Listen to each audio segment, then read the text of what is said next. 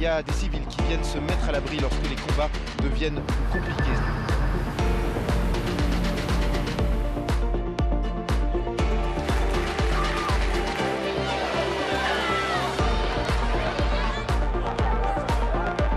Sérieuse, l'état d'urgence est désormais déclaré. La situation désespérée dans laquelle se trouvent les habitants. Il y a maintenant les ONG qui protestent ici. Il y a surtout les problèmes d'armes qui sont en circulation ici. J'ai l'impression que les autorités font tout pour étouffer cela.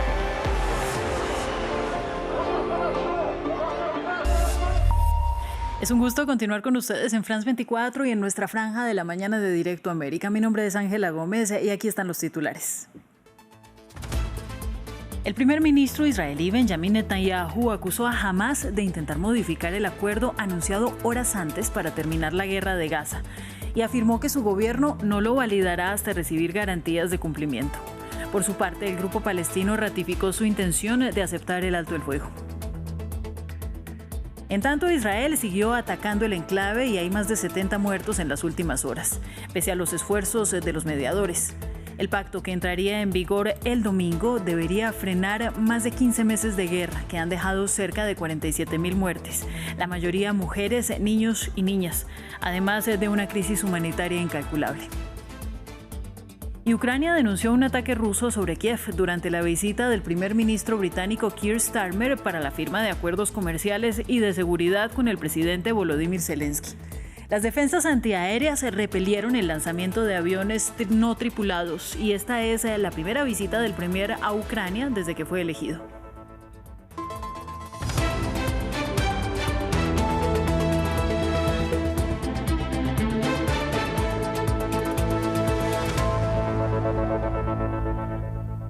Vamos a comenzar con las noticias que están en lo alto de la agenda internacional. El primer ministro israelí denunció que Hamás intenta modificar algunos términos del acuerdo anunciado horas antes para detener la guerra en Gaza. Dijo que el grupo busca imponer los nombres de los prisioneros palestinos que serían liberados a cambio de rehenes israelíes y rechazó a aquellos a quienes calificó de asesinos que sean puestos en la lista.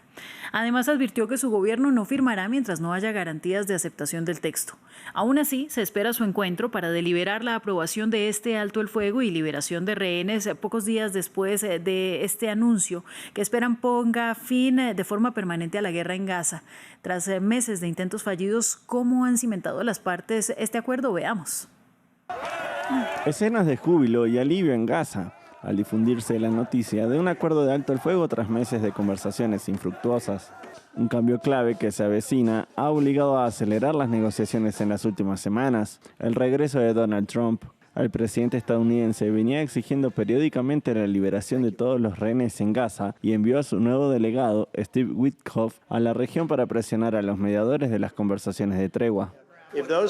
No quiero perjudicar sus negociaciones, pero si esos rehenes no están de vuelta para cuando llegue a la presidencia, se desatará el infierno en Medio Oriente. Los expertos dicen que sus esfuerzos han dado resultado. El momento del alto el fuego no es una coincidencia. El acuerdo entrará en vigor el día antes de la toma de posesión del presidente Trump. Así que sin dudas existe este efecto Trump. Mucha gente con la que hablo en Israel diría que el político más popular en Israel es Donald Trump, y eso le da bastante influencia sobre el primer ministro israelí. El primer ministro israelí también se vio presionado para sentarse a la mesa de negociaciones a medida que se deteriora la situación política en el seno de su gobierno. Dos de los principales socios de coalición de Netanyahu se han opuesto a la tregua. El ministro de Finanzas, Bezalel Smotrich, de extrema derecha, y el ministro de Seguridad Nacional amenazan con retirar a sus partidos de la coalición, a menos que se reanuden los combates en Gaza tras el regreso de los rehenes. Aunque el gobierno de Netanyahu tiene mayoría para aprobar el acuerdo de alto el fuego, el primer ministro intenta mantener su gobierno a flote. Los medios israelíes informan de que ha ofrecido posibles ganancias para la extrema derecha a cambio de que permanezcan en su coalición, incluida la construcción de asentamientos en Cisjordania y el refuerzo de la seguridad. Entre los ataques que se produjeron, se cuenta que hay al menos 71 palestinos fallecidos después de que se anunciara que se había alcanzado un acuerdo de cese el fuego entre Hamás e Israel. Entre las víctimas hay personas que se refugiaban en una de las escuelas que actualmente sirven de refugio para los ciudadanos palestinos desplazados. Una vez más, niños y niñas hacen parte del conteo. Mi sobrina estaba jugando en la escuela que servía de refugio, estaba jugando en el patio. De repente el cohete impactó en la escuela y una metralla la alcanzó en la espalda. ¿Qué hizo esta niña para merecer esto? Era una niña pequeña. ¿Qué hizo para merecer esto? Era una niña pequeña que estaba jugando en el patio. ¿Es esta la tregua de la que hablan? ¿Qué ha hecho esta niña para merecer esto? ¿Está luchando contra ustedes, Israel? ¿Dónde están los árabes? ¿Dónde están los musulmanes? Nadie tiene conciencia. Era una niña. La implementación de la tregua promete poner fin a más de 15 meses de guerra con más de 46.700 muertos y el desplazamiento de la mayoría de la población. A continuación haremos un repaso de los principales hechos que han definido este conflicto. El informe es de Hugo Caro Jiménez. La noticia más esperada. Tras 15 meses de guerra y destrucción en Gaza, llega el cese al fuego. El conflicto inició el 7 de octubre de 2023 con los ataques del grupo palestino a territorio israelí, que cobraron 1.200 víctimas mortales y 250 rehenes. Ataques respondidos por Israel ese mismo día en la tarde con ofensivas aéreas contra Gaza. Un día después, el 8 de octubre, Hezbollah lanzó sus primeros cohetes a suelo israelí en solidaridad con los palestinos en el enclave. El 27 de octubre, Israel inició su ofensiva terrestre en la franja.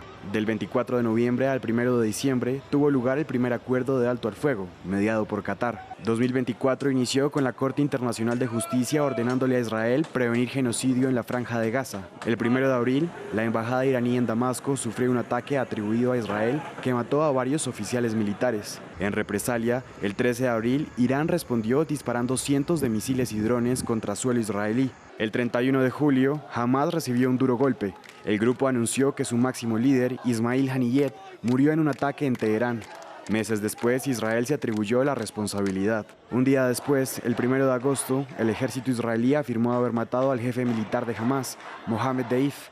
El 17 de septiembre, miles de aparatos buscapersonas explotaron en el Líbano y al día siguiente, miles de radios walkie-talkie también explotaron en suelo libanés.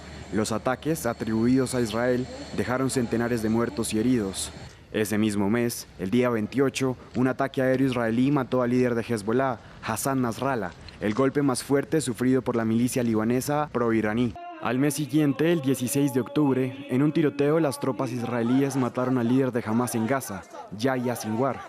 El 21 de noviembre, la Corte Penal Internacional emitió órdenes de arresto contra el premier israelí, Benjamin Netanyahu, su entonces ministro de Defensa y varios líderes de Hamás, por presuntos crímenes de guerra. Estados Unidos reaccionó anunciando sanciones contra la Corte. Finalmente, tras más de 460 días de guerra, Israel y Hamás alcanzaron este 15 de enero un cese al fuego que abre la posibilidad de poner fin al conflicto. Justamente el presidente Joe Biden anunció este jueves desde Washington el acuerdo alcanzado y luego ofreció un discurso en el que se despidió de la presidencia antes de pasar la banda a Donald Trump el lunes. Hizo un repaso de lo logrado durante su administración y habló de lo que son sus preocupaciones para los siguientes años. Informe de Aitor Chavarri. Biden se despide de la presidencia reafirmándose y advirtiendo sobre posibles peligros para Estados Unidos. Después de 4 años como presidente, Joe Biden dijo adiós este miércoles con su último discurso para darle paso a su sucesor, Donald Trump, el próximo 20 de enero. Ahondó en diversos temas y reivindicó algunos logros de su administración. Después de 8 meses de negociaciones sin pausa, mi administración logró el cese al fuego y el trato sobre los rehenes entre Israel y Hamás. Advirtió sobre diferentes peligros a los que podría enfrentarse Estados Unidos en un futuro cercano. Me preocupa profundamente el aumento de un complejo industrial tecnológico que pueda generar peligros verdaderos para nuestro país también. Planteó cambios en la Constitución. Eso tenemos que inventar la Constitución para asegurar que ningún presidente sea inmune de crímenes que hayan cometido durante el cargo. Y recomendó controlar los peligros en contra de la democracia estadounidense. Una oligarquía está tomando forma en Estados Unidos con una gran influencia del poder que puede amenazar nuestra democracia entera. El presidente reivindicó la magia de los Estados Unidos, agradeció a todos los estadounidenses estos 4 años y terminó pasando el testigo de la defensa de la libertad a los ciudadanos. En noticias de la guerra de Ucrania se escucharon sirenas y explosiones en Kiev durante la visita del primer ministro británico Keir Starmer, quien está en la ciudad para firmar un pacto de seguridad comercial con el gobierno de Volodymyr Zelensky. Nos amplía desde Londres nuestra corresponsal Luisa Pulido. En la víspera de la posesión de Donald Trump y por la incertidumbre que su regreso a la Casa Blanca trae a Europa, pero en especial por el futuro del apoyo a Ucrania, el primer ministro británico Keir Starmer está en Kiev para dar un mensaje inequívoco, y es que el Reino Unido apoyará a Ucrania por el tiempo que sea necesario y en el futuro. Starmer ha dicho que el Reino Unido busca que Ucrania esté en la posición más fuerte posible.